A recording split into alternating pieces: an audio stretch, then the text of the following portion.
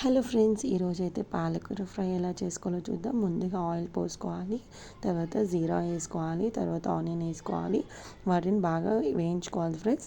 అది వేగిన తర్వాత కరివేపాకు వేసుకోవాలి. కరివేపాకు వేసుకొని దాన్ని కూడా వేయించుకొని కొద్దిగా పుదీనా కూడా వేసుకోవాలి. టమాటో కూడా వేసుకొని వేయించుకోవాలి ఫ్రెండ్స్.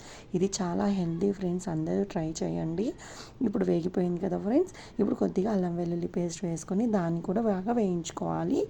ఆ తర్వాత పాలకూరను సన్నగా తరుముకొని పెట్టుకోవాలి.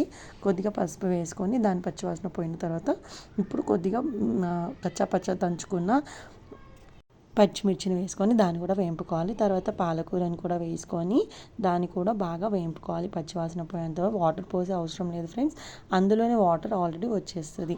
ఇప్పుడు కొంచెం ధనియాల పౌడర్ వేసుకొని ఉడికించుకుందాం. ఉడికిన తర్వాత లాస్ట్కి కొద్దిగా సాల్ట్ వేసేసుకొని దింపేసుకుంటే అయిపోతుంది friends. Thank you for watching friends, try it.